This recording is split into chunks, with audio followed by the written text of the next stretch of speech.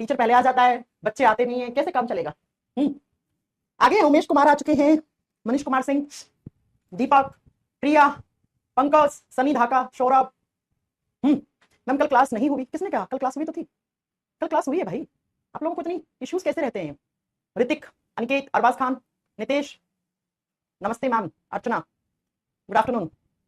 Ma'am chemistry पढ़ने का कोई आसान तरीका बताओ। आसान तरीका है बेटा, पढ़ो 2 मिनट, उसके बाद किताब बंद कर दो, ठीक है? एक बच्चा कह रहा है मैम आपने स्केलेटल सिस्टम में मसल्स नहीं करा। मसल्स का मस्कुलर सिस्टम टिश्यू चैप्टर में आता है बेटा। हाँ जी, रवि कुमार, मैम मैं भी हूँ, ठीक है भाई, सबके नाम ले लिए। आओ स्टार्ट करें अपनी आज की क्लास। एएलपी के फॉर्म भरना शुरू हो गया ना? आज से एएलपी के लिए 2025 वाली वैकेंसी के लिए आपके फॉर्म भरना शुरू हो गए हैं। चलो अब स्टार्ट करते हैं अपनी आज की क्लास। कोई खास मैसेज नहीं है, गुड आफ्टरनून के ही है। हाँ, कल लास्ट में आवाज नहीं आई थी, वो रिपीट करेंगे ना, आज से शुरू करेंगे। चलो बच्चों, मैम हमारे गाजीपुर में बारिश हो रही है, थोड़ी हमारे यहाँ भी भेज दो बेटा। चलिए, तो आज हम क्या शुरू करेंगे? इलेक्ट्रॉनिक कॉन्फ़िगरेशन कैसे लिखा जाता है, इलेक्ट्रॉनिक विन्यास कैसे बनाया जाता है, ठीक है? 2 क्लास के बाद ये चैप्टर फिनिश हो जाएगा आपका। 2 क्लास के बाद आपका ये चैप्टर फिनिश। अगले वीक से हम 4 दिन बायोलॉजी, 2 दिन केमिस्ट्री करेंगे, ठीक है? चलो आओ स्टार्ट करें। मैम लिंक सेंड कर देना, किसका लिंक सेंड करता था? एएलपी फॉर्म भरने का, ठीक है? कर देंगे क्लास के बाद। ओ मैडम जी, वहन, will, start, science, special, batch, Riya, यही पढ़ लो। आओ, हमारे यहाँ भी आग उगल रही है भाई, बहुत तेज गर्मी है ना? चलो, उत्तराखंड में बर्फ गिर गई है, अरे भाई बुला लो यार। कल नहीं खत्म होगा बेटा, 1 क्लास के होगा, आज के बाद 2 क्लास है, 1 क्लास के बाद 2 क्लास हो रहे हैं। लेकिन जब ये मैं चैप्टर पढ़ा दूंगी ना, आप बहुत सारे कॉन्सेप्चुअल पार्ट अपना स्ट्रॉन्ग कर लेंगे, ठीक है? ग्रुप डी के एग्जाम 4 महीने से पहले नहीं होने वाला है। आप बढ़िया सिलेबस खत्म कर लोगे, उसके बाद रिवीजन कर लोगे, उसके बाद मॉक टेस्ट लगा लोगे, तब आपका पेपर होगा। 4 महीने से पहले कोई ग्रुप डी का पेपर नहीं होने वाला है। आइए फिर स्टार्ट करते हैं इलेक्ट्रॉनिक कॉन्फ़िगरेशन, जिसको हिंदी में बोलते हैं इलेक्ट्रॉनिक विन्यास लिखना। देखा होगा ना आपने, ऐसे लिखते हैं 1s2 2s2 है ना, ऐसे लिखते होंगे 2p6, ऐसे लिखते होंगे। कैसे लिखा जाता है ना? चलिए बात करते हैं कैसे लिखा जाता है इलेक्ट्रॉनिक कॉन्फ़िगरेशन। आज बिल्कुल कमेंट मत करना, पढ़ाई पे ध्यान देना, ठीक है? सुनिए बच्चों, मैंने आपको लास्ट क्लास में पढ़ाया था किसी भी एटम को हम कैसे रिप्रेजेंट करते हैं। एटम के सेंटर में होता है उसका न्यूक्लियस, जिसको हम नाभिक कहते हैं। अब पिछली क्लास काम आएगी, जो अभी तक पढ़ाया वो काम आएगा, ठीक है? क्या सुनिए जरा, कि कोई भी एटम है, कोई भी परमाणु है, उसके सेंटर में क्या होता है? उसका न्यूक्लियस होता है, उसका नाभिक होता है, ये न्यूक्लियस है? उसके बाहर ये सर्कुलर पाथ, ये गोल गोल पाथ है, इनको हम क्या बोलते हैं? इनको हम ऑर्बिट या शेल कहते हैं, कक्ष या कक्षाएं कहते हैं। हाँ जी मैम, इनको हम कक्ष या कक्षाएं कहते हैं। न्यूक्लियस के जस्ट पास वाली शेल होती है, उसको के कहते हैं, फिर एल होती है, फिर एम होती है, फिर एन होती है, ओ होती है, ऐसे डैश डैश डैश ऐसे चलती रहती है शेल, ठीक है? अब मेरी बात को जरा ध्यान से सुनना। जो शेल न्यूक्लियस के जितने पास होती है, उसका एनर्जी लेवल उतना ही कम होता है। बहुत ध्यान से समझना। जो कक्ष या कक्षा नाभिक के जितने पास होती है, उसका एनर्जी लेवल उतना ही कम होता है। जो शेल न्यूक्लियस से जितनी दूर होती है, उस शेल का एनर्जी लेवल, उस कक्षा या कक्ष का ऊर्जा का स्तर मैक्सिमम होता है, ज्यादा होता है। इसका मतलब आप क्या समझे? आप ये समझे कि के शेल का एनर्जी लेवल सबसे कम है, फिर एल का के से थोड़ा ज्यादा, फिर इसका एल से एम का ज्यादा, एम से एनर्जी लेवल एन का ज्यादा होगा, एन से ज्यादा ओ का होगा। इस एटम की अगर बात करें तो सबसे कम एनर्जी लेवल वाली शेल कौन सी है? के है। और सबसे ज्यादा एनर्जी लेवल वाली शेल कौन सी हो गई? ओ हो गई। यानी कि मैम इस परमाणु में हम देखें तो के कक्षा की सबसे कम एनर्जी लेवल है, सबसे कम ऊर्जा स्तर है, और ओ वाली सबसे दूर है न्यूक्लियस से, नाभिक से, तो इसका एनर्जी लेवल सबसे ज्यादा होगा। बस इतनी बात सुन लो, इतनी बात सुन लो, समझ में आ गई? कोई डाउट नहीं है इस चीज को समझने में, है ना? तो बच्चा आपको यह पता लग गया कि जो शेल न्यूक्लियस के जितने पास होती है, उसका एनर्जी लेवल उतना ही कम होता है, और जो शेल न्यूक्लियस से दूर होती है, उसका एनर्जी लेवल हाईएस्ट होता है। इतनी बात समझ में आ गई? तो मैं पहला रूल बता रही हूं इलेक्ट्रॉनिक कॉन्फ़िगरेशन लिखने का। रूल नंबर 1, इलेक्ट्रॉनिक विन्यास कैसे लिखते हैं, इसके रूल्स होते हैं, नियम होते हैं। बस ये नियम समझ में आ जाएंगे तो आज की क्लास बहुत इंटरेस्टिंग लगेगी आपको। नंबर 1 पे पहला रूल लिख लो बच्चों। पहला रूल क्या कहता है? पहला रूल कहता है कि इलेक्ट्रॉन्स आर फिल्ड। बहुत ध्यान से समझना, पहला रूल क्या कहता है कि इलेक्ट्रॉन्स आर फिल्ड। पहले इंग्लिश में लिखो, फिर हिंदी में लिखवाएंगे आपको। फिल्ड इन ऑर्बिट, ऑर्बिट बोलूं या शेल बोलूं, एक ही बात है क्या? हाँ जी ma'am, in orbit, in increasing order of their energies. Hindi में लिखो, इलेक्ट्रॉन को कक्षों में या कक्षाओं में ऊर्जा के बढ़ते हुए क्रम में भरा जाता है, क्रम में भरा जाता है। अब जरा सुनो इस नियम का मतलब क्या है। पहला नियम क्या कहता है इलेक्ट्रॉनिक कॉन्फ़िगरेशन बनाने का? बच्चों आप जानते हैं कि एटम की ये जो ऑर्बिट होते हैं, ये जो ऑर्बिट है, इनके अंदर इलेक्ट्रॉन्स रहते हैं इलेक्ट्रॉन, मैंने आपको पढ़ाया है। अब ये इलेक्ट्रॉन शेल में भरे कैसे जाते हैं? सबसे पहले उस शेल में इलेक्ट्रॉन भरेंगे जिसका एनर्जी लेवल सबसे कम है, फिर थोड़ा ज्यादा, फिर थोड़ा ज्यादा, फिर थोड़ा ज्यादा, फिर थोड़ा ज्यादा, ऐसे, है ना? तो सुनिए जरा कैसे इलेक्ट्रॉन भरा जाता है। सबसे पहले सबसे कम एनर्जी लेवल वाली कौन सी होती है? के शेल होती है, फिर एल होती है, फिर एम होती है, फिर एन होती है, फिर ओ होती है, फिर पी होती है, ऐसे होता है ना? सबसे पहले हम इलेक्ट्रॉन कौन सी शेल में भरेंगे? अभी हम शेल की बात करें, 2D मॉडल की बात करें, फिर 3D मॉडल पे लेके जाएंगे आपको। के में भरेंगे। के से ज्यादा एनर्जी लेवल किसका है? एल का। के के बाद इलेक्ट्रॉन कहां भरोगे? एल में। फिर किस में भरोगे? एम में। फिर किस में भरोगे? एन में। फिर किस में भरोगे? ओ में। और डैश डैश डैश ऐसे इलेक्ट्रॉन भरे जाते हैं। समझ में आ गया? कोई डाउट नहीं है? ठीक है मैम। अब दूसरा जरा सुनो, दूसरा रूल क्या कहता है इलेक्ट्रॉनिक कॉन्फ़िगरेशन का? दूसरा रूल कहता है कि जो आउटर मोस्ट शेल होती है, आउटर मोस्ट ऑर्बिट या शेल लिख लो, ठीक है, शेल लिख लो या ऑर्बिट लिख लो, ठीक है, लिखो, does not contain more than 8 electron, more than 8 electrons, 8 electrons Hindi में लिखो। सबसे बाहरी कक्षा में 8 से ज्यादा इलेक्ट्रॉन नहीं भरे जाते, 8 से ज्यादा इलेक्ट्रॉन नहीं आएंगे, 8 से ज्यादा इलेक्ट्रॉन नहीं भरे जाएंगे। बस ये दो बातें समझ लो। मैम समझ ली हमने। क्या समझी हमने? हम हमेशा जब इलेक्ट्रॉन भरते हैं इन शेल में, तो इलेक्ट्रॉन हमेशा इंक्रीजिंग ऑर्डर, किसका इंक्रीजिंग ऑर्डर? एनर्जी के इंक्रीजिंग ऑर्डर में भरा जाता है, और ये एनर्जी का शेल का इंक्रीजिंग ऑर्डर होता है बेटा, ये इंक्रीजिंग ऑर्डर है, ठीक है, बढ़ता हुआ क्रम है किसका? एनर्जी का, ये बढ़ता हुआ क्रम है एनर्जी का। तो सबसे पहले इलेक्ट्रॉन के में आएगा, फिर एल में आएगा, फिर एम में आएगा, फिर एन में आएगा, फिर ओ में आएगा, और जो भी सबसे बाहर वाली कक्षा होगी उसमें 8 से ज्यादा इलेक्ट्रॉन नहीं भरे जाएंगे, ठीक है। आगे बात समझ में? हाँ जी मैम आ गई। अब इस रूल को लगा के मैं आपको 2 एग्जांपल बताने जा रही हूं। इन रूल को यहां रख दो, आप नोट्स बना सकते हैं, आप लिख सकते हैं, एक एक चीज मैंने बोर्ड पे लिखी है। अब आओ जरा, मैंने कहा था 1 से 20 एटॉमिक नंबर याद होने चाहिए। हाँ जी मैम, चलिए अब सुनिए जरा। आप जानते हैं कि 1 से 20 लिखते हैं तो एल्यूमिनियम का सिंबल AL होता है, और एल्यूमिनियम का एटॉमिक नंबर 13 होता है। और कल आपको मैम ने साफ साफ भाषा में समझाया था, जितना एटॉमिक नंबर होता है उतने ही प्रोटॉन की संख्या है उस एटम में, और उसके ऊपर कोई चार्ज नहीं है तो उसके अंदर उतने ही इलेक्ट्रॉन्स होते हैं। मैंने एल्यूमिनियम पे कोई चार्ज लिखा है? नहीं लिखा। एल्यूमिनियम के पाव में हमेशा यहां पर उसका एटॉमिक नंबर लिखा जाता है। ये 13 क्या है? ये 13 आपका, आप बताओगे बेटा, एटॉमिक नंबर है एल्यूमिनियम का।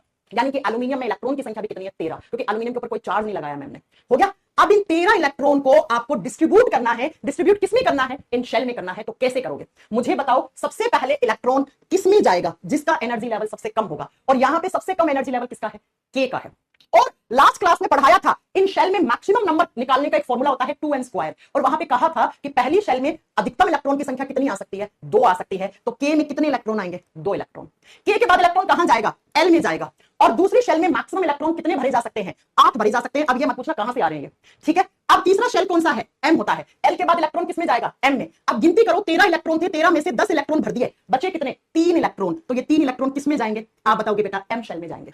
और सुन लीजिए, ये 3 ही है, तो बताओ एल्यूमिनियम का आउटर मोस्ट सेल कौन सा हो गया? ये हो गया एम। और इस आउटर मोस्ट सेल को क्या कहते हैं? इसको केमिस्ट्री में वैलेंस शेल कहा जाता है।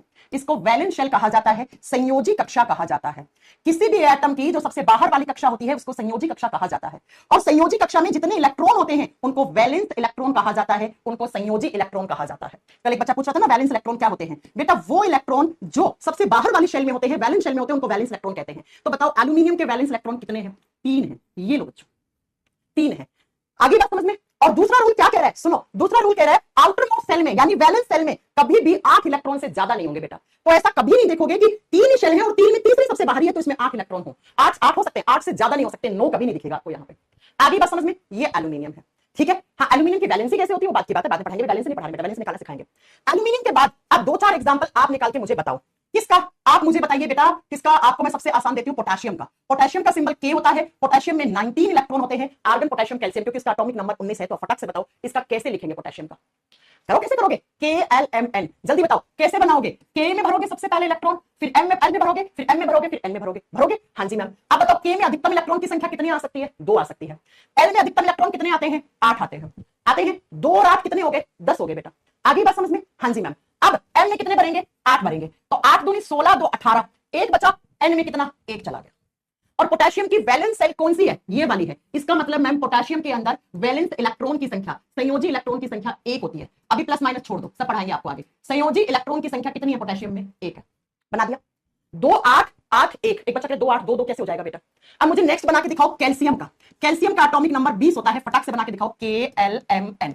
जल्दी बनाओ बेटा, जल्दी बनाओ, फिर आगे चलते हैं। हाँ, KLMN में कैसे भरा जाएगा? 20 भरने हैं। 2 8 10 हो गए। एम में कितने जाएंगे? 8 8 दूनी 16 18, तो इसमें कितने बचे? 2। तो आपकी जो कैल्शियम है उसमें बैलेंस इलेक्ट्रॉन की संख्या कितनी है? 2। एग्जाम में आ जाते हैं, किसी का भी पूछ ले आपसे, एग्जाम में आ जाते हैं। कोई डाउट नहीं है यहां तक? आगे चलूं, कोई डाउट नहीं है? हाँ जी मैम, कोई डाउट नहीं है। KLMN ऐसे निकाल लेते हो। आप किसी भी रैंडम एलिमेंट का, आप ऑक्सीजन का निकाल के दिखाओ, ऑक्सीजन 8 नंबर पे आता है, 8 है, लिखो KL। पहली में 2 इलेक्ट्रॉन होते हैं, 2 भर दिए, दूसरी में L में अधिकतम 8 इलेक्ट्रॉन आ सकते हैं, लेकिन इसके पास 2 भर दिए तो बचे कितने, 6, तो 6 आएंगे, 6 आएंगे। आगे बात समझ में, निकिल का बनाएंगे अभी, रुक जाओ भाई साहब रुक जाओ, आगे बात समझ में, क्या मेरी बात समझ में आई, कोई डाउट नहीं है, चलो आगे। अब ये तो था 2D मॉडल, 2 डायमेंशन मॉडल था। अब बच्चा इससे एडवांस लेके चल रही हूं मैं, 3D मॉडल बताती हूं आपको, ठीक है। जरा ध्यान से सुनिएगा कि जब हम शेल की बात करते हैं, कक्ष की बात करते हैं, तो बेटा इसको 2D डायमेंशन कहा जाता है। और जब आप बात करते हो सब शेल की, सब शेल का मतलब होता है उपकक्षा, उपकक्षा। ऐसा कहा गया 3D मॉडल में कि ये जो शेल होती है ना, इनके अंदर भी सब शेल होती है। कक्षा और कक्ष जो होती है ना, उनके अंदर उप कक्षाएं होती हैं। जैसे मान लो आपका घर है, घर में आपके 4 कमरे हैं, ठीक है, 4 कमरे क्या हो गए, शेल हो गया। अब आपने देखा पुराने जमाने में एक कमरे के अंदर दूसरा कमरा बना हुआ होता था, है ना, तो वो कमरे के अंदर जो अंदर घुसा हुआ दूसरा कमरा है, वो क्या है, वो सब शेल है, वो सब शेल है बेटा। आगे बात समझ में, आगे समझ में, हाँ जी मैम आगे। तो बेटा 2D मॉडल में क्या कहते हैं हम, 2D मॉडल में हम शेल नाम देते हैं, और शेल के नाम क्या है, KLMN, यही नाम है। K कौन से नंबर की शेल है, 1 नंबर की, L कौन सी है, 2, M कौन सी है, 3, N कौन सी है, 4, ठीक है। मोनू कुमार फिर से पढ़ो, ठीक है, आगे बात समझ में, हाँ जी मैम। अब 3D मॉडल में क्या कहा गया कि ये जो K है ना, ये शेल है 2D मॉडल में। 3D मॉडल में कहा गया कि K के अंदर जो सब शेल होती है वो एक ही होती है, और K के अंदर जो सब शेल होती है उसका नाम होता है S, S, एक ही सब शेल है K के अंदर। L में होती है बेटा 2 सब शेल, ऐसे लिख लो, L में होती है, आप बताओगे यहां पर 2, बहुत ध्यान से समझना बेटा, बहुत सारी चीजें आपको यहां पे समझ में आएंगी, ठीक है। 2 में L 2 कहां से आया, अबे राहुल अभी तो पढ़ाया कि L जो है वो 2 नंबर की शेल है। L कौन सी है, 2 नंबर की शेल है, ये देखो, पहली को K बोलते हैं, दूसरी को L बोलते हैं, अभी तो पढ़ाया। N की वैल्यू L के लिए 2 होती है, ये 4 क्लास पहले पढ़ा दी थी ये चीज, ठीक है बच्चों, आगे बात समझ में, हाँ जी मैम। L के अंदर कितनी सब शेल होती हैं, 2, कौन कौन सी, एक का नाम S होता है, एक का नाम P होता है, ठीक है। अब यहां पर लिखो M में कितनी सब शेल होती है, M में कितनी होती है, N में कितनी होती है, बेटा शेल और सब शेल में क्या डिफरेंस होता है वो सुन लो, वो सुन लो। शेल 2D मॉडल में कहते हैं, 3D मॉडल में हम सब शेल कह देते हैं इनको, बस इतना आपको जानना है। इसमें कितनी शेल होती है, एक ही शेल है, एक ही सब शेल है। सेल 1 है, सब सेल 2 है, कक्ष 1 है, कक्षाएं 2 हैं, बाहर से एक कमरा दिखेगा, अंदर जाओगे एक कमरे के अंदर दूसरा कमरा दिखेगा, ये कहना चाह रही हूं मैं। एम में 3 होती हैं, ऐसे 1 2 3, नाम होता है SPD, एक कमरा है बाहर से दिखने में, अंदर जाओगे 2 कमरे हो गए, 3 हो गए टोटल। एन में 4 होती हैं, SPDF, ये लो बच्चों, बस इतना आपको जानना है, जान लिया। तो 2D मॉडल में KLMN बोलते हो आप, और 3D मॉडल में आप क्या बोलते हो, SPDF बोलते हो। अब आपको 2D और 3D मॉडल में रिलेशन बनाना है, कैसे बनता है ये रिलेशन, तो बच्चों आपको क्या करना है, सुनिए जरा, क्या करना है, कौन सा कलर लूं, पीला ले लेती हूं। ये K है, K शेल लिख दिया आपने यहां पर। अब K को गुणा करना है किससे, इस एक को S से गुणा कर दो, तो क्या आ जाता है, K is equal to 1S, लिख दिया, हाँ जी मैम। अब 2 को इस S से गुणा करो, 2 को इस P से गुणा करो, तो आपका L का रिलेशन निकल के आ जाएगा, तो L is equal to 2S 2P। M बताओ क्या हो जाएगा, M किसके बराबर है, M 3S 3P और 3D के बराबर है, हाँ जी मैम। M किसके बराबर है बताओ जरा, 4S 4P 4D 4F, ये लो बच्चों, इतनी बात समझ में आ गई तो आगे की क्लास पूरी आसान है, कुछ भी नहीं है। आगे आगे, ये 2D और 3D मॉडल में डिफरेंस है बच्चा। ऐसा कहते हैं कि आप 2D मॉडल में K बोलते हो तो 3D मॉडल में K बराबर होता है 1S के। अगर आप 2D मॉडल में L बोलते हो तो वो 3D मॉडल में 2S 2P के बराबर होता है। अगर आप 2D मॉडल में M शेल बोलते हो तो बेटा उसमें 3 कमरे हैं, एक कमरे के अंदर 2 हो रहे तो 3 हो गए टोटल, तो वो M बराबर हो जाएगी 3S 3P 3D के। N है तो N के अंदर 4 और हैं, यानी कि एक खुद हो गया, 3 और कमरे हैं, एक कमरा बाहर से एक कमरा दिखेगा, वैसे हैं वो 4 कमरे टोटल, ठीक है। तो बेटा वो बराबर हो जाएगा N 4S 4P 4D 4F के बराबर हो जाएगा। ये चले आप, अब मैं आपको एक टेबल बनवाती हूँ, वो समझ लो, वो समझ गए बेटा तो आसान हो जाएगा। सबसे पहले कॉलम में लिखो शेल, कक्ष। कक्ष कौन कौन से होते हैं, एक K होता है मैम, एक L होता है, एक M होता है, एक N होता है। आप N तक ही पढ़ो, आपके सिलेबस में N तक ही है, ठीक है। दूसरे कॉलम में लिखो आप नंबर ऑफ शेल, बस ये समझ लेना बेटा, आगे पूरा ऐसे चुटकियों में बना दोगे इलेक्ट्रॉनिक कॉन्फ़िगरेशन, आज खत्म करके जाएंगे इसको। नंबर ऑफ शेल लिखो, कक्षों की संख्या। मुझे ये बताओ K कौन से नंबर की सेल है, आप बताओ मुझे। K 1 नंबर की शेल है, L 2 नंबर की है, M 3 नंबर की है और N 4 नंबर की है। पढ़ाया था ना, K के लिए N का वैल्यू 1 होता है, L के लिए 2 होता है, M के लिए 3 होता है, N के लिए 4 होता है, हाँ जी मैम। अब K में कौन कौन सी सब शेल होती है उनके नाम लिखो, नेम ऑफ सब शेल लिखिए, उप कक्षाओं के नाम। K में जो उप कक्षा होती है उन उप कक्षाओं के नाम क्या है। K में एक ही उप कक्षा है, उसका नाम होता है S। L में 2 होती है, उसका नाम होता है S और P। M में 3 होती है, उसका नाम होता है SPD। N में 4 होते हैं, SPDF। ये कभी कभी यहां से भी क्वेश्चन उठाता है, सीजन पेपर पूछे क्वेश्चन। आगे आप सुनो जरा, मैम हमें सर ने ब्लॉक किया हुआ है, मुझे नहीं पता कौन से सर ने ब्लॉक किया आपको, लेकिन आपका कमेंट दिख रहा है। हम K को रिप्रेजेंट कैसे करते हैं, तो लिखो रिप्रेजेंटेशन कैसे होता है,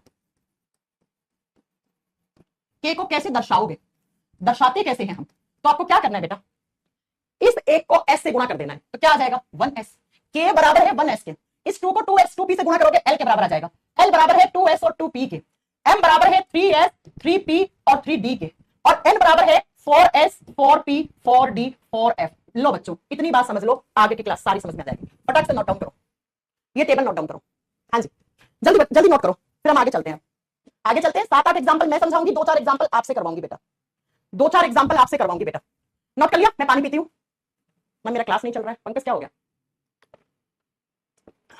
क्लास तो एकदम सही चल रही है। लिख लिया? नोट कर लिया? चल आ अब ये तो पता है आपको शेल में कैसे इलेक्ट्रॉन भरे जाते हैं। हाँ मैम आपने पढ़ाया था, के में मैक्सिमम इलेक्ट्रॉन 2 होते हैं, एल में मैक्सिमम इलेक्ट्रॉन 8 होते हैं। लेकिन मैं आपसे पूछ लूं सब शेल में इलेक्ट्रॉन कैसे भरे जाते हैं? तो आपको पता होना चाहिए नेक्स्ट बात, सब शेल कौन कौन सी होती है, उप कक्षाएं कौन कौन सी होती है। बेटा जब आप शेल की बात करते हो ना, ओनली शेल, वो 2D मॉडल होता है, केएलएमएन होता है। और जब आप सब सेल की बात करते हो तो एसपीडीएफ की बात करते हो। सब सेल्स कौन कौन सी होती है? एसपीडीएफ। लिख दिया? अब मैम इनमें मैक्सिमम इलेक्ट्रॉन कैसे भरे जाते हैं?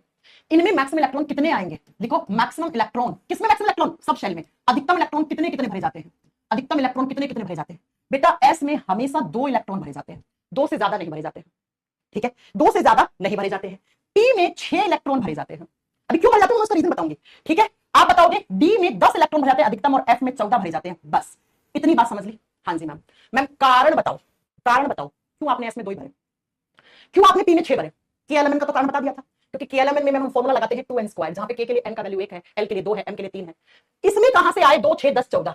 मैम आप अपनी मर्जी से लिख दे रही है क्या? नहीं बेटा कोई मर्जी नहीं है। सुनो ये कहां से आए हैं। ऐसा कहा जाता है कि जो सब सेल है ना उसके अंदर ऑर्बिटल्स कितने हैं। मैम ये तो मतलब एक वो चल रहा है, गुफा चल रही है, अंदर से अंदर, अंदर से अंदर, अंदर से अंदर। सुनिए कक्षाएं कितनी होती हैं? मैंने 3 शब्द बताए हैं, तुम लोग कंफ्यूज मत होना। शेल का मतलब केएलएमएन, सब सेल का मतलब उपकक्षा एसपीडीएफ। अब ऑर्बिटल्स का मतलब क्या है? ऐसा कहा जाता है 3D मॉडल में कि जो एस सब शेल होती है उसमें एक ही ऑर्बिटल होता है, ऐसे एक ही ऑर्बिटल, एक ही कक्षाएं हैं। ठीक है, हाँ जी मैम। पी में 3 होती है बेटा, ऐसे बनाओ, पी के आगे 3 बॉक्स बना दो, ये 3 बॉक्स ऑर्बिटल्स होते हैं। ये बॉक्स क्या होते हैं? ऑर्बिटल्स होते हैं। शेल या सब शेल नहीं होती, ये ऑर्बिटल्स होते हैं। मैंने कहा था ना आगे बताऊंगी आपको, n² का मतलब क्या होता है, ऑर्बिटल्स होता है। ठीक है, डी में कितने होते हैं? 5 होते हैं, 1 2 3 4 5, 5 बॉक्स बना दो डी के आगे। एफ में ऑर्बिटल्स, ये बॉक्स की संख्या 7 होती है, 1 2 3 4 5 6 7 हो गए 7। हाँ जी मैम बना लिए। लास्ट की बारी में इसके बाद में बताऊंगी, बहुत आसान स्टेप बाय स्टेप, बच्चों की तरह समझा रही हूं आप लोगों को। सबसेल एसपीडीएफ, इनमें मैक्सिमम इलेक्ट्रॉन, एस में 2 इलेक्ट्रॉन क्यों भरे जाते हैं? क्योंकि एस में एक ही ऑर्बिटल होता है और उसमें 2 इलेक्ट्रॉन। पी में 3 होते हैं तो 6 इलेक्ट्रॉन, डी में 10 होते हैं तो बेटा सॉरी डी में 5 होते हैं तो 10 इलेक्ट्रॉन, एफ में 7 होते हैं तो 14 इलेक्ट्रॉन। ये बात समझ में आ गई? हाँ मैम आ गई। चल अब मैं आपको 2 प्रिंसिपल बता रही हूँ, 2 सिद्धांत बता रही हूँ जो बहुत बार एग्जाम में आते हैं। अब 2 सिद्धांत बताऊंगी और उसके बाद बस एग्जाम्पल लिखेंगे, आप ऐसे समझ जाओगे चुटकियों में। कौन कौन सा प्रिंसिपल? सबसे पहला प्रिंसिपल जिसको बोलते हैं हम ऑफ बाउ प्रिंसिपल। ऑफ बाउ प्रिंसिपल, हिंदी में लिखो ऑफ बाउ सिद्धांत। ऑफ बाउ वैज्ञानिक का नाम है बेटा। ठीक है, लिखिए ऑफ बाउ सिद्धांत क्या कहता है। ऑफ बाउ सिद्धांत क्या कहता है? अब ऑफ बाउ सिद्धांत क्या कहता है उससे पहले सुनो, उससे पहले सुनो। मैं बहुत तेज बारिश हो रही है बक्सर में, अरे कहां से आ गई है बारिश। ऑफ बाउ प्रिंसिपल को यहां पे टिका, और अभी मैंने आपको पिछली स्लाइड पे चलो, पिछली स्लाइड पे चलो, मैंने आपको बेसिक रूल क्या बताया था, इलेक्ट्रॉन भरने का बेसिक रूल क्या बताया था? मैम इलेक्ट्रॉन हमेशा शेल के अंदर जो एनर्जी का लेवल होता है उस एनर्जी के इंक्रीजिंग ऑर्डर में भरा जाता है। तो मुझे ये बताओ सबसे पहले इलेक्ट्रॉन किसमें भरा जाएगा? के में, फिर एल में। अब के का वैल्यू 3D मॉडल में क्या है? अब आप लोग मुझे बताओ के का वैल्यू, के किसके बराबर है? 1s के बराबर, 1s के बराबर। तो अब जो मैं बता रही हूं ना वो सार है, जो जितनी चीज पढ़ाई है, जितनी चीज मैंने आपको पढ़ाई है उसका सार समझा रही हूं आपको। सुनिए कैसे इलेक्ट्रॉन भरे जाते हैं, इलेक्ट्रॉन भरे कैसे जाते हैं वो बात की बात है। ऑफ बाउ प्रिंसिपल ने क्या कहा था वो सुनिए। इलेक्ट्रॉन भरे जाते हैं हमेशा इन ऑर्डर ऑफ, लिखिए इन, बस ये लाइन जो मैं बता रही हूं ना बेटा, ये नोट डाल के लिख लो, ये समझ में आ जाएगी। तो उसके बाद एग्जांपल करेंगे। In order of increasing level of energy, increasing level of energy, of energy. ऊर्जा के बढ़ते हुए क्रम में इलेक्ट्रॉन भरे जाते हैं। लिख दो ऊर्जा स्तर, लिख लो ऊर्जा स्तर के बढ़ते हुए क्रम या बढ़ता हुआ क्रम कैसे होता है बेटा? सबसे पहले इलेक्ट्रॉन उसमें भरेंगे जिसका एनर्जी लेवल कम है। कम किसका था? के का। के किसके बराबर थी? के थी मैम 1s के बराबर। तो सबसे पहले इलेक्ट्रॉन किसमें जाएगा? 1s में। अब ये मत पूछना 1s कहां से आया, अभी पढ़ाया था, के को 1 से गुणा करते हो s के साथ तो 1s बनता है, 1s बन गया। इसके बाद आप कोमा लगाओगे, अब जाएगा l में, l किसके बराबर था? 2s 2p के बराबर है ना। अब जाएगा n में, 3s 3p। अब बात आती है कि मैम हमने कहा n किसके बराबर है, यहां आओ, n बराबर है 3s 3p 3d। अब ये जो 3d होता है ना, इसका एनर्जी लेवल थोड़ा सा ज्यादा होता है किससे, 4s से, 4s का कम होता है। तो बेटा पहले इलेक्ट्रॉन 3d में नहीं भरा जाएगा, पहले 4s में भरा जाएगा, क्योंकि इसका एनर्जी लेवल 3d से कम है। तो 3p के बाद जो इलेक्ट्रॉन भरा जाता है वो भरा जाता है 4s में, उसके बाद जाएगा 3d में, उसके बाद 4s यहां आ गया तो 4p 4d 4f। ये लो बच्चों, ये होता है इलेक्ट्रॉन भरने का एसपीडीएफ में ऑर्डर। ये याद कर लो। किसी को कोई डाउट नहीं है? डाउट एक बार फिर से सुन लो। मैंने कहा के किसके बराबर है, आप बताना मुझे, के किसके बराबर है? के बराबर है 1s के, तो सबसे पहले इलेक्ट्रॉन किसमें जाएगा, 1s में।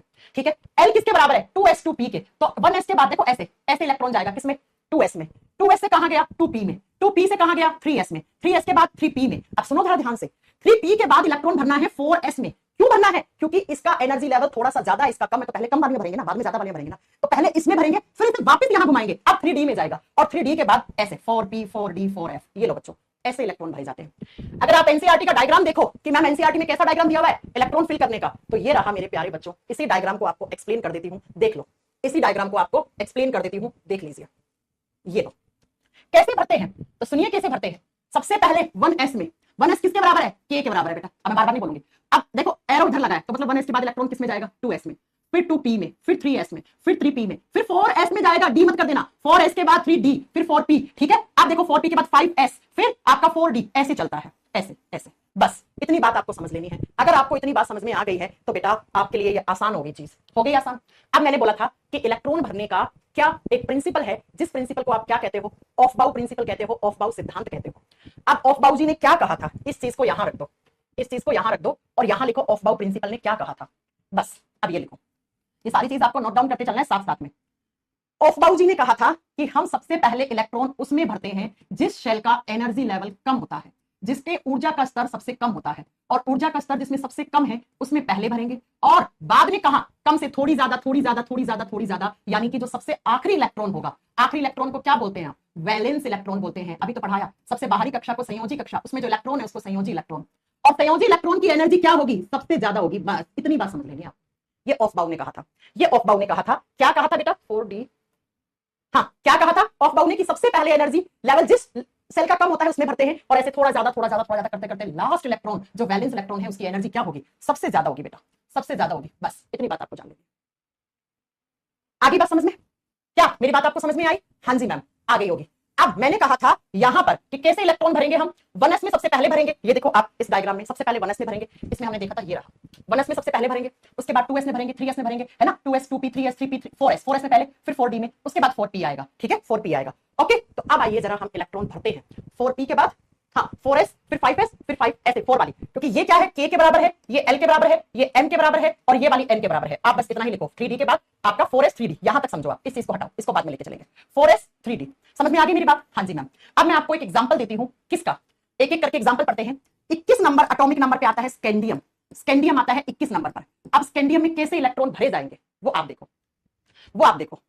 हाँ चलिए एक बार मैं आप लोगों के कमेंट देख लूं। ऋतिक क्या हो गया, ऋषभ राज क्या हो गया, गलत, क्या गलत लिखा गया बोर्ड पे, लिख दिया?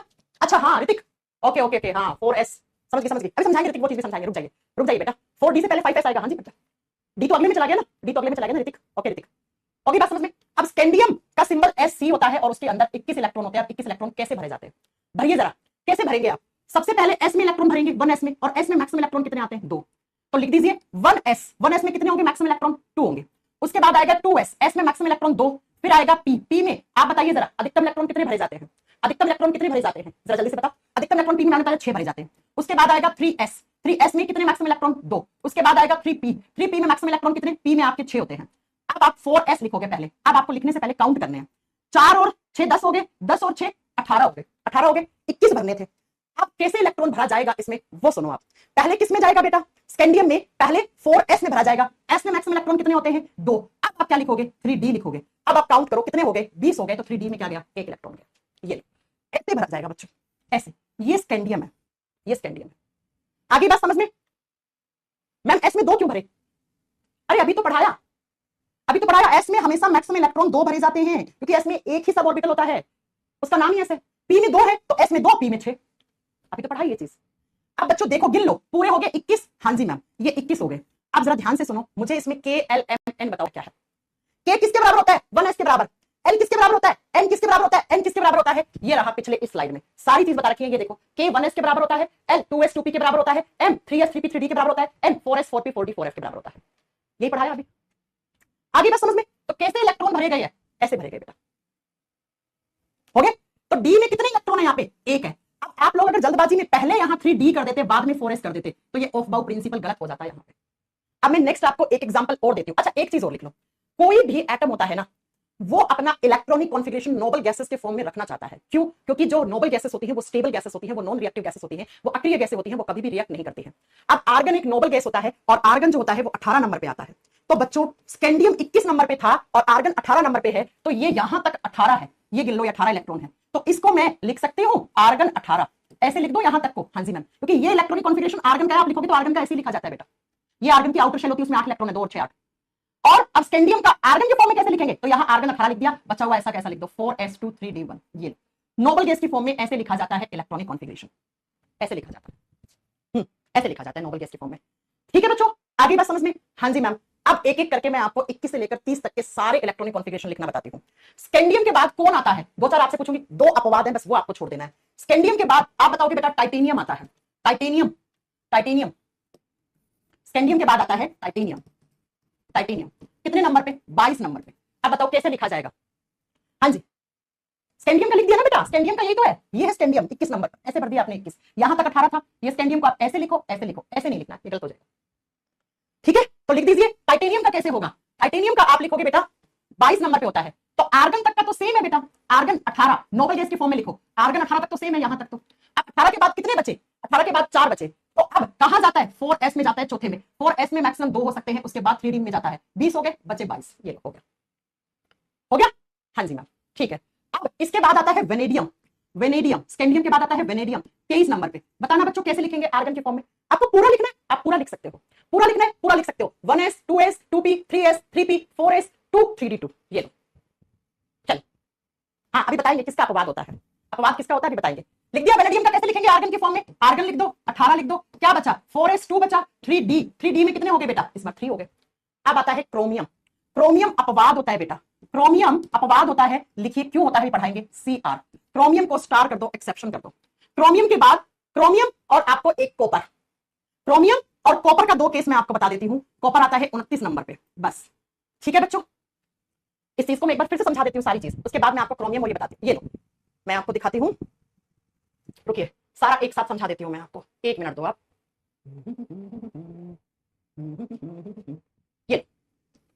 ये रहे सारे एलिमेंट के 21 से लेकर 30 तक। 20 तक तो आप लिख ही लो, आपको समझ में आ गया।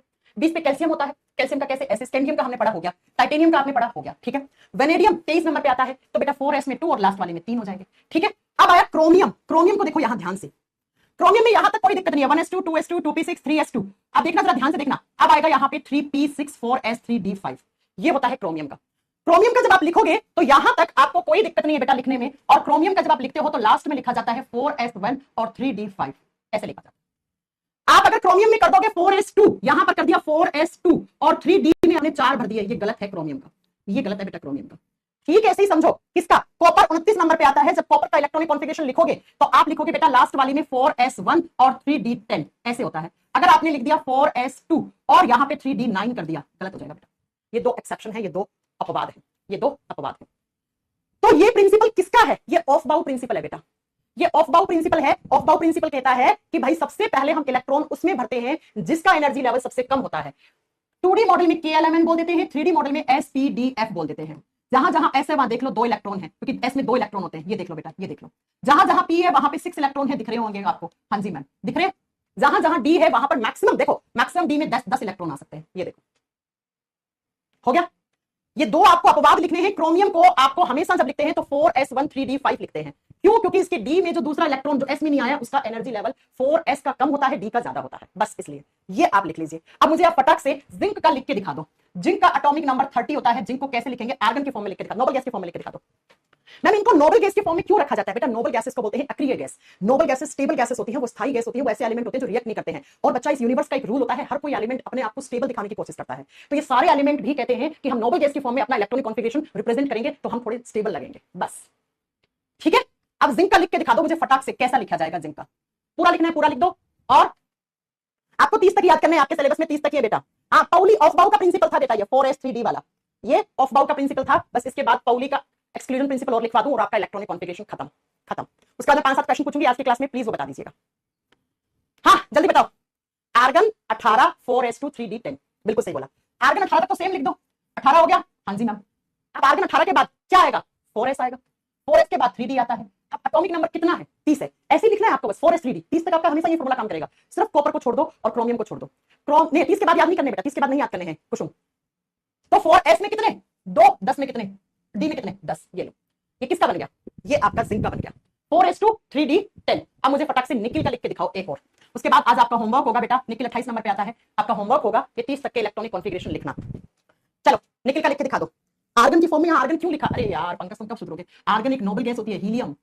अब आगे पढ़ोगे, जैसे हीलियम होता है, नियोन होता है, आर्गन होता है, क्रिप्टोन होता है, जेनॉन होता है, रेडोन होता है, ये नोबल गैसेस होती हैं। और नोबल गैसेस हमेशा स्टेबल होती हैं, स्टेबल होती हैं। तो हर कोई एलिमेंट चाहता है नोबल गैस की फॉर्म में अपना इलेक्ट्रॉनिक कॉन्फ़िगरेशन शो करे। लिख दिया? कैसे लिखा जाएगा? निकिल का बताओ, निकिल का कैसे लिखा जाएगा? निकिल 28 नंबर पे बेटा, 28 नंबर पे है, जल्दी बताओ। 4s2 and 3d8। भाई ये 30 पे है तो 2 माइनस कर दो, 2 माइनस करोगे तो आर्गन 18 ऐसा कैसा लिखा जाएगा। और 4s2, एस पे तो मैक्सिमम 2 ही आ सकते हैं भाई साहब, एस पे तो मैक्सिमम 2 ही आ सकते हैं। बच्चे कितने? 8, तो इसमें 8 हो जाएगा, 8 हो जाएगा। ये लो, ये लो, लिख दिया। अब एक जल्दी से एक चीज और पढ़ लो, पाउली एक्सक्लूजन प्रिंसिपल क्या कहता है। 2 प्रिंसिपल थे ना, क्या? पाउली एक्सक्लूजन प्रिंसिपल क्या कहता है? ऑफ बाउ ने क्या कहा था बेटा? अगर आपसे एग्जाम में पूछ ले कि हम इलेक्ट्रॉन सबसे पहले उस शेल में भरते हैं जिसका एनर्जी लेवल सबसे कम होता है, ये प्रिंसिपल किसने दिया था? ये दिया था ऑफ बाउ ने, ऑफ बाउ ने, जो हमने लास्ट क्लास में लिखा था, लास्ट स्लाइड पे लिखा था, ये रहा। ये ऑफ बाउ ने बताया था बेटा कि हम सबसे पहले इलेक्ट्रॉन सबसे कम एनर्जी लेवल वाली शेल में भरते हैं, है ना। चल अब आइए, पाउली एक्सक्लूजन प्रिंसिपल क्या कहता है, पाउली अपवर्जन सिद्धांत क्या कहता है। पाउली अपवर्जन सिद्धांत को पहले समझ लो, फिर मैं आपको लिखवा देती हूं। ये कहता है कि जब हम 3D मॉडल में एस पी डी एफ में इलेक्ट्रॉन भरते हैं तो कैसे भरे जाते हैं, कैसे भरे जाते हैं। तो एस में मैंने अभी आपको पढ़ाया कितने सब ऑर्बिटल होते हैं, एक ही होता है मैम। पी में कितने होते हैं बेटा? अब आपको पता होना चाहिए, पी में 3 होते हैं बेटा। डी में कितने होते हैं? डी में आप बताओगे बेटा 5 होते हैं, 1 2 3 4 5। एफ में 7 होते हैं बेटा, 7 बना दो ऐसे। ये बॉक्स क्या होते हैं? बॉक्स क्या होते हैं? पढ़ाया मैंने, ऑर्बिटल्स। 7 बना दो, 1 2 3 4 5 6 7, ये 7 बन गए, बन गए। पाउली जी ने कहा था कि इनके अंदर जो इलेक्ट्रॉन होते हैं, एक बॉक्स में मैक्सिमम 2 इलेक्ट्रॉन भरे जाते हैं। ये एक बॉक्स है, इसके अंदर मैक्सिमम कितने इलेक्ट्रॉन होंगे? 2 इलेक्ट्रॉन होंगे। तो 2 इलेक्ट्रॉन कैसे दर्शाते हैं? तो एक दूसरे का इलेक्ट्रॉन का जो स्पिन होता है वो एक दूसरे के अपोजिट होता है, ऐसे इलेक्ट्रॉन दिखाए जाते हैं बेटा, ऐसे इलेक्ट्रॉन दिखे जाते हैं बेटा, ठीक है। तो एक इलेक्ट्रॉन ये रहा, दूसरा इलेक्ट्रॉन ये रहा, एक को ऐसे भरा जाता है, दूसरे को ऐसे भरा जाता है, क्योंकि इलेक्ट्रॉन का जो स्पिन होता है, जो इनका चक्रण होता है, वो एक दूसरे के विपरीत होता है, अपोजिट स्पिन दर्शाते हैं इलेक्ट्रॉन। तो एक को ऐसे भरा तो एक को ऐसे भरना है। अब टी में 3 बॉक्स है, एक में 2 इलेक्ट्रॉन आते हैं, तो अधिकतम कितने इलेक्ट्रॉन? 6। अब 6 कैसे भरे जाएंगे? पहले इन तीनों में एक एक इलेक्ट्रॉन भरा जाएगा, ऐसे ऐसे भरा जाएगा, फिर 3 इलेक्ट्रॉन और भर दो ऐसे, तो ऐसे होते हैं पी में, ऐसे भरे जाते हैं। अब सुनो जरा, आप पी में अगर ऐसे भर दोगे ना तो गलत हो जाएगा। मैम 3 है, हम 2 यहां भर दे, 1 यहां भर दे, ये गलत है, ये गलत है, ये गलत है, ऐसे नहीं भरना है ना। अब सुनो जरा, डी में 5 बॉक्स होते हैं, 5 दूनी दुगुना, एक बॉक्स में 2 आते हैं तो 10 इलेक्ट्रॉन हो गए। अब 10 कैसे भरोगे? मैम पहले आपको एक एक भरना है ऐसे, अब अपोजिट स्पिन दिखाना है, ऐसे ऐसे ऐसे ऐसे भर दिए। अब एफ में कितने बॉक्स हैं? 7, तो मैक्सिमम इलेक्ट्रॉन कितने आएंगे? 14 इलेक्ट्रॉन आएंगे, एक एक एक एक एक एक एक, फिर एक एक ऐसे अपोजिट। तो ये जो इलेक्ट्रॉन का स्पिन है ये क्या होता है? लिखो, spin off electron is opposite, spin off electron is opposite. बस ये बात बोली थी किसने? पाउली एक्सक्लूजन प्रिंसिपल ने। लिखिए, इलेक्ट्रॉन के चक्रण एक दूसरे के विपरीत होते हैं, इलेक्ट्रॉन के चक्रण एक दूसरे के विपरीत होते हैं बेटा, विपरीत दिशा में होते हैं, ऐसे भी लिख सकते हो, वैसे विपरीत यहाँ पे लिखना सफिशिएंट है। ये बोला था पाउली एक्सक्लूजन प्रिंसिपल। बस ऐसे इलेक्ट्रॉनिक कॉन्फ़िगरेशन बनाया जाता है। अब मैं आपसे कुछ क्वेश्चन पूछ रही हूं, आप क्या मुझे बता सकते हो आज की क्लास से क्वेश्चन कैसे आएंगे एग्जाम में? ये काम कैसे आएगा मैम? ये तो थ्योरी होगी, क्वेश्चन कैसे आएंगे? चलो मुझे फटाक फटाक कुछ क्वेश्चंस के आंसर कर दो बेटा। 7-8 क्वेश्चन पूछूंगी और मैं समझ जाऊंगी कि आज आपके जो पढ़ाया है वो बिल्कुल सही। पहला सुनो, अगर आपसे पूछ ले के में मैक्सिमम इलेक्ट्रॉन कितने हैं, एल में कितने हैं, एम में कितने हैं, इनमें अधिकतम इलेक्ट्रॉन की संख्या बताओ, पहला क्वेश्चन। दूसरा सुनो बेटा, आपसे पूछ ले एस में, पी में, डी में, एफ में मैक्सिमम इलेक्ट्रॉन की संख्या कितनी होती है, ये क्वेश्चन पूछ रही हूं आपसे, ठीक है। नेक्स्ट, अगर आपसे पूछ ले कि जब हम ऑर्बिटल्स में इलेक्ट्रॉन भरते हैं, ऑर्बिटल्स में इलेक्ट्रॉन भरते हैं तो उनका चक्रण कैसा होता है, उनका स्पिन कैसा होता है, एक जैसा, अपोजिट कैसा होता है? तो अभी पढ़ाया कैसा होता है, आप बता दो, अगला क्वेश्चन। उसके बाद आपसे पूछ ले के किसके बराबर होता है, एल किसके बराबर होता है, एन किसके बराबर होता है, एन किसके बराबर होता है, आज की क्लास के ये आप अभी पढ़ाया आपको। उसके बाद आप मुझे ये बता दो कि अगर आपसे पूछ ले अगला क्वेश्चन कि एस में कितने सब ऑर्बिटल्स होते हैं, ये सारे क्वेश्चंस अगर आप आंसर कर पा रही हैं तो बेटा ये आपकी क्लास आज की आपको समझ में आई है। एस में कितने सब ऑर्बिटल्स होते हैं, पी में कितने होते हैं, डी में कितने होते हैं, एफ में कितने होते हैं, बता दोगे? ये सारे क्वेश्चन के आंसर आपको आज वाले कॉन्सेप्चुअल पार्ट से मिल जाएंगे। बता दोगे बेटा के एल एम एन का तो फॉर्मूला निकालने का आपको पता ही है, 2n स्क्वायर। एस में 2 होते हैं, पी में 6 होते हैं, डी में 10 होते हैं, एफ में 14 होते हैं। अपोजिट स्पिन हमेशा विपरीत होता है, एक दूसरे इलेक्ट्रॉन का स्पिन क्या होता है, विपरीत होता है। इलेक्ट्रॉन्स को हमेशा हम उनके एनर्जी लेवल के आधार पर उनकी शेल में भरते हैं। सबसे पहले इलेक्ट्रॉन सबसे कम एनर्जी लेवल वाले में आता है और सबसे लास्ट वाला इलेक्ट्रॉन होता है वो आपकी सबसे अधिकतम ऊर्जा लेके बैठी हुई शेल, उसमें जाता है। ये प्रिंसिपल किसने दिया था? ऑफबाउ ने दिया था। पाउली जी ने क्या कहा था कि हम जब इन ऑर्बिटल्स के अंदर इलेक्ट्रॉन भरते हैं तो इलेक्ट्रॉन का क्या होता है, हमेशा स्पिन अपोजिट होता है। ये आपसे एग्जाम में पूछ लिया। ये सारे क्वेश्चन के आंसर कर लोगे? हाँ जी मैम कर लोगे। तो अब मुझे 2 क्वेश्चन के आंसर और बता दो जो आपको याद रखने हैं। अगले क्वेश्चन का आंसर दो फटाक से कि क्रोमियम का सबसे बाहरी इलेक्ट्रॉन कौन से शेल में होता है और कितने होते हैं? जल्दी बताओ, क्रोमियम का सबसे बाहरी इलेक्ट्रॉन कौन सी कक्षा में पाया जाता है और कितने होते हैं? इस क्वेश्चन का आंसर दो। ये अपवाद है, 2 अपवाद याद करने बताए थे ना आपको, किस किस का? कॉपर का, और कॉपर का सिंबल सी होता है, क्रोमियम का Cr होता है। कॉपर का सबसे बाहरी इलेक्ट्रॉन कौन सी शेल में होगा और कितना होगा? चलो आंसर करो फटाक से। हाँ जी बच्चा कर पा रहे हो? क्योंकि कॉपर और जो आपका यहां पर एक्सेप्शन है वो पूछे जाएंगे बेटा, कॉपर क्रोमियम के एक्सेप्शन पूछे जाते हैं। अभी पढ़ाया था ना, क्रोमियम का सबसे बाहर क्या होता है? 4s1 3d5, 4s1 3d5। हाँ बिल्कुल सही, बबलू ने सही आंसर दिया, शिवानी ने सही आंसर दिया, निखिल ने सही आंसर दिया है, सनी ने सही आंसर दिया है, शिल्पी ने गलत आंसर कर दिया है। शिल्पी नहीं काम चलेगा बेटा ऐसे। और कॉपर का आखिरी बता दो फटाक से। अभी बता दो ना कॉपर कैसे लिखते हैं, कॉपर को कैसे लिखते हैं अभी बताया था, 4s1 एंड 3d10, 4s2 मत कर देना। कॉपर कैसे लिखते हैं? 4s1, यहां तक आर्गन था, फिर 4s1 और 3d10 ऐसे लिखते हैं। समझ में आ गया? हाँ जी मैम। चलो अब मैं आपसे जो अगले क्वेश्चन पूछ रही हूं बहुत ध्यान से समझना। मुझे ये बताओ एल्यूमिनियम में वैलेंस इलेक्ट्रॉन कितने होते हैं? एल्यूमिनियम में संयोजी इलेक्ट्रॉनों की संख्या कितनी होती है? एल्यूमिनियम में वैलेंस इलेक्ट्रॉन कितने होते हैं? संयोजी इलेक्ट्रॉन की संख्या कितनी होती है? एल्यूमिनियम में वैलेंस इलेक्ट्रॉन की संख्या कितनी होती है? अभी पढ़ाया था। वैलेंस इलेक्ट्रॉन कौन से होते हैं? वैलेंस इलेक्ट्रॉन कौन से होते हैं? जो सबसे आउटर शेल में होते हैं। अब एल्यूमिनियम का एटॉमिक नंबर एग्जाम में नहीं दिया होगा, आपको पता होना चाहिए। एल्यूमिनियम 13 नंबर पे आता है। एल्यूमिनियम को कैसे बांटते हो? KLM ऐसे बांटते हो। एल्यूमिनियम में 3 ही शेल होती है, K में 2 होते हैं, L में 8 होता है और M में आपका कितना बचा? 3। तो ये एल्यूमिनियम की सबसे बाहरी कक्षा है और बाहरी कक्षा को वैलेंस शेल बोलते हैं, संयोजी कक्षा बोलते हैं। तो एल्यूमिनियम में वैलेंस इलेक्ट्रॉन है उनकी संख्या 3 है, 3। और याद रखना सबसे बाहरी कक्षा के अंदर जो आपकी जो सबसे बाहरी शेल है, ऐसे याद कर लो, या उस शेल में जो इलेक्ट्रॉन है उसकी एनर्जी का लेवल सबसे ज्यादा है। इनका एनर्जी लेवल कम है, इससे ज्यादा इसका है, और ये तीसरी तो बाहरी है। बाहरी यानी वैलेंस इलेक्ट्रॉन की एनर्जी हमेशा मैक्सिमम होती है। हाँ जी। अब मुझे अगला बताओ, सल्फर में आपके वैलेंस इलेक्ट्रॉन कितने होते हैं? फटाक से आंसर करो। सल्फर जिसका सिंबल S होता है, मैं नहीं बताऊंगा एटॉमिक नंबर कितना होता है, जल्दी बताओ बेटा, फिर मैं कैल्शियम का पूछूंगी अगला। सल्फर का बता के मुझे कैल्शियम का बताओ, कैल्शियम के आउटर शेल में कितने इलेक्ट्रॉन होते हैं? हाँ हाँ बस खत्म है आज ये चीज, आज ये चीज खत्म है बेटा, जल्दी बताओ। ये 2 क्वेश्चन के आंसर कर दो। सल्फर के आउटर शेल में कितने इलेक्ट्रॉन होते हैं? 2 8 6, 2 8 6। सल्फर में कितने होते हैं? 2 8 6। बिल्कुल सही आंसर करें सब। सचिन पंकज, सचिन गलत आंसर तुम्हारा, सचिन ने गलत आंसर दिया। कार्तिकेय, ऋतिक ने सही आंसर दिया, कार्तिक ने सही आंसर दिया, पायल ने सही आंसर दिया, बसंत गलत आंसर है बेटा, बसंत जी गलत आंसर है आपका। आशीष आपने बिल्कुल ही गलत दिया, बिल्कुल ही गलत दिया। अब और कैसे पढ़ाए कोई आदमी, और कैसे पढ़ाए कोई आदमी? हाँ जी, कैल्शियम कितने पे होता है? 20 पे होता है। कैल्शियम कितने पे होता है? 20 पे होता है। कैसे लिखोगे कैल्शियम? बैलेंस निकालना सिखाएंगे आगे, अभी बैलेंस नहीं निकालना सिखाया। मैं बैलेंस इलेक्ट्रॉन पूछ रही हूँ बेटा, अभी बैलेंस इलेक्ट्रॉन पूछ रही हूँ, बैलेंस अलग चीज होती है, ठीक है? हाँ जी, कैल्शियम कैसे लिखोगे? KLMN 2 8 10 8 18 कितने बचे? 2, इसलिए कैल्शियम पे ऐसे चार्ज लिखा होता है। बता दोगे? अब बताओ कोई डाउट है आज की क्लास में? एक बार फटाक से सारा रिपीट कर लो बेटा, 5 मिनट और दे दो, क्योंकि अब बार बार ये चीज यहां से कल वापस स्टार्ट नहीं कर सकते हैं। मैं सारा पढ़ाया हुआ फटाक से रिपीट कर दूं। हम कैसे शेल में इलेक्ट्रॉन डिस्ट्रीब्यूट करते हैं, इसको इलेक्ट्रॉनिक कॉन्फ़िगरेशन कहते हैं, इलेक्ट्रॉनिक विन्यास कहते हैं। और इलेक्ट्रॉनिक विन्यास का मतलब क्या होता है? इलेक्ट्रॉन को उनकी शेल में उनके एनर्जी के लेवल के आधार पर बांटना इलेक्ट्रॉनिक विन्यास होता है बेटा। और इलेक्ट्रॉनिक विन्यास लिखने के 2 नियम होते हैं। सबसे पहले हम इलेक्ट्रॉन उस शेल में भरते हैं जिसका एनर्जी लेवल सबसे कम होता है, और ये एनर्जी लेवल का इंक्रीजिंग ऑर्डर है, KLMNO ऐसे चलता है। आउटर मोस्ट सेल में 8 इलेक्ट्रॉन से ज्यादा इलेक्ट्रॉन नहीं भरे जा सकते बस, और आउटर मोस्ट सेल को वैलेंस सेल कहा जाता है, और वैलेंस सेल में जो इलेक्ट्रॉन होते हैं उनको वैलेंस इलेक्ट्रॉन कहा जाता है। ये मैंने एग्जांपल देके एल्यूमिनियम का समझाया। हाँ जी मैम आ गया समझ में। अब मैंने कहा क्या, इसके बाद मैंने आपको पढ़ाया कि बेटा 2D मॉडल में हम शेल कहते हैं, 3D मॉडल में सब शेल कहते हैं। 2D और 3D मॉडल में रिलेशन क्या है? तो K 1s के बराबर होता है, आपका L है वो 2s 2p के बराबर होता है, M जो है वो 3s 3p 3d के बराबर होता है, N जो होता है वो 4s 4p 4d 4f के बराबर होता है। बस इतनी बात आपने जान ली। तो अब हम शेल K है, शेल का नंबर 1 है, तो K को 1 से गुणा करा तो आप 1s लिख दिया आगे, L को गुणा करा तो ये आ गया, और अब इलेक्ट्रॉन ऐसे भरे जाते हैं 1s 2s 2p 3s 3p। अब 3p के बाद इलेक्ट्रॉन किस में जाता है? 4s में जाता है, क्योंकि इसका एनर्जी लेवल 3d से कम होता है बेटा। या ऐसे बोल लो, देखो या तो ऐसे बोल लो 4s का एनर्जी लेवल 3d से कम होता है, या ऐसे बोल लो 3d का एनर्जी लेवल 4s से ज्यादा होता है, इसलिए पहले इलेक्ट्रॉन 4s में भरते हैं बेटा, पहले इलेक्ट्रॉन 4s में भरते हैं, उसके बाद 3d में जाता है। इतनी बात समझ में आ गई? s में अधिकतम इलेक्ट्रॉन की संख्या 2 ही क्यों? क्योंकि s में एक ही कक्षाएं है, एक ही ऑर्बिटल है, ऐसे एक बॉक्स है बेटा, एक में 2 आते हैं, p में 3 है बॉक्स तो 6 हो गए, डी में 5 है तो 10 इलेक्ट्रॉन, एफ में 7 है तो 14 इलेक्ट्रॉन। बस इतनी बात समझ में आ गई? हाँ जी मैम। फिर आपको मैंने एग्जांपल दिए ऐसे कि ऐसे ऐसे आपको भरने हैं। और ये बात किसने कही थी? ये बात किसने कही थी? किसने? ऑफबाउ ने कहा था कि इलेक्ट्रॉन्स को उनके हम एनर्जी लेवल के आधार पर भरते हैं। सबसे पहले इलेक्ट्रॉन जाता है सबसे कम एनर्जी लेवल वाले पे, और कोई भी एटम है उसका आखिरी इलेक्ट्रॉन जो है, जिसको वैलेंस इलेक्ट्रॉन कहते हैं, वो मैक्सिमम एनर्जी वाले शेल में होता है। इसलिए वैलेंस इलेक्ट्रॉन की एनर्जी हमेशा ज्यादा होती है बेटा, हमेशा ज्यादा होती है बेटा।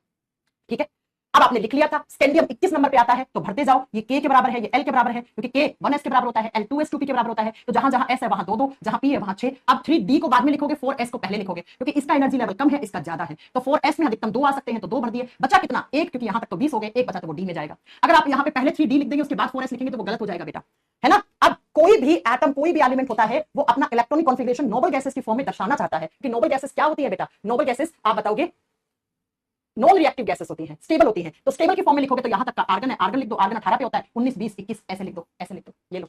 अब इसके बाद आप सबका लिख दो। ये टाइटेनियम है 22 पे, तो 4s2 हो गया, 3D में भी 2 हो गए, 22 हो गए, 18 19 20 21 22 23 पे आएगा। तो देखो ये हो गया आपके 18 19 20 21 22 23। क्रोमियम का और कॉपर का आपको हमेशा एक्सेप्शन पढ़ना है, हमेशा अपवाद पढ़ना है। ठीक है, कॉपर का और क्रोमियम का। क्रोमियम में क्या होता है? क्रोमियम में बेटा आर्गन तक तो सेम होगा, आर्गन 18 ऐसे लिखा जाता है। उसके बाद क्रोमियम में जाता है बेटा आपका 4s में 1 जाता है, और 3D में आपका बचा हुआ 5 जाता है। ये लो, अगर आपने यहां पे लिख दिया कॉपर का 4s2 3d4, ये गलत है बेटा, ये गलत है, ये गलत है।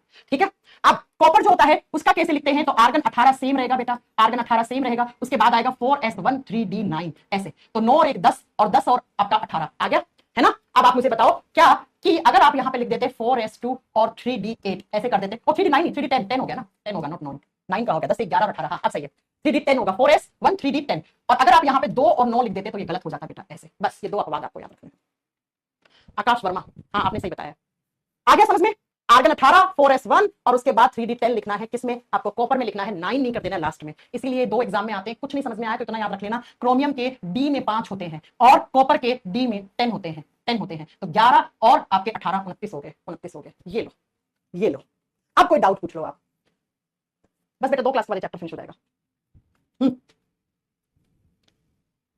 बस इतना ही पढ़ना है, डिटेल में नहीं जाना बेटा। 10th पास है ना, क्वालिफिकेशन। 10th पास है ना बेटा, क्वालिफिकेशन। हाँ ऋतिक बेटा, वो एक बार गलत लिखा गया तो इसका मतलब ये नहीं कि गलत पढ़ाते हैं हम, है ना। वो कभी कभी होता है, मिस्टेक से बोर्ड पे कुछ लिखा जाता है, क्योंकि कैलकुलेशन जब मैथ्स में करते हो तब भी तो आपसे गलत लिखा जाता है ना बोर्ड पे। ठीक है, नहीं होता है बेटा ऋतिक, कभी कभी आप कैलकुलेशन करते हो, टीचर भी तो एक इंसान है, टीचर से भी गलती हो सकती है, इसमें क्या हो गया बेटा। मैं ये थोड़ी बोल रही हूँ कि मेरे से गलती नहीं हो सकती है, बिल्कुल हो सकती है। आप करते हो कभी कभी, तो आपसे भी तो कैलकुलेशन मिस्टेक हो जाती है ना, दिमाग में चलता है सही आंसर, बोर्ड पे गलत लिखा जाता है, तो कभी कभी वो गलत लिखा जाता है। अब देखो ना, यहाँ पे मैंने 9 लिख दिया, तो इसका मतलब ये थोड़ी ऋतिक मैंने गलत पढ़ा दिया बेटा। हाँ, बस वो कैलकुलेशन जोड़ने में गलती होगी मेरे से। तो इतनी देर से एक्सप्लेन किया कि 9 तो गलत है, यहाँ साफ साफ लिखा हुआ है। तो वो जोड़ने में, इलेक्ट्रॉन जोड़ने में, जोड़ने का मेरी मैथमेटिक्स इतनी ज्यादा स्ट्रॉन्ग नहीं है ना। मेरा कोई इतना ज्यादा स्ट्रॉन्ग नहीं है मैथ्स। अगर मैथ्स स्ट्रॉन्ग होता तो मैं बायो के स्टूडेंट क्यों होती बेटा, है ना। अगर मैथ्स इतना अच्छा होता तो मैं बायोलॉजी क्यों लेती। वैसे भी आपका बायोलॉजी, और जिसकी बायोलॉजी अच्छी होती है उसकी मैथ्स अच्छी नहीं होती, जिसकी मैथ्स अच्छी होती है, आप में से कितने बच्चे मैथ्स अच्छी है, उनकी बायोलॉजी अच्छी नहीं होती है ना। तो वो कभी कभी हो जाता है बेटा, क्या हो गया। हाथों ठीक भी तो करवा दिया मैंने कि यहाँ पे बेटा 9 नहीं होगा, 9 तो गलत हो गया, यहाँ तो लिखा था साफ एकदम। तो कैलकुलेशन मिस्टेक होगी बेटा, कैलकुलेशन मिस्टेक होगी, इसके लिए मैं माफी चाहती हूँ। नहीं आती इतनी कैलकुलेशन, इतनी फास्ट नहीं आती जितनी आप लोग कर रहे हैं, क्योंकि हमने तो 10वीं क्लास के बाद मैथ्स पढ़ा ही नहीं ना बेटा। आपने पढ़ा होगा, मैंने 10वीं क्लास के बाद पढ़ा ही नहीं है मैथ्स। अब आप तो एग्जाम की तैयारी करते हो तो आपको पढ़ना पड़ता है बेटा, है ना। ठीक है, हो गया।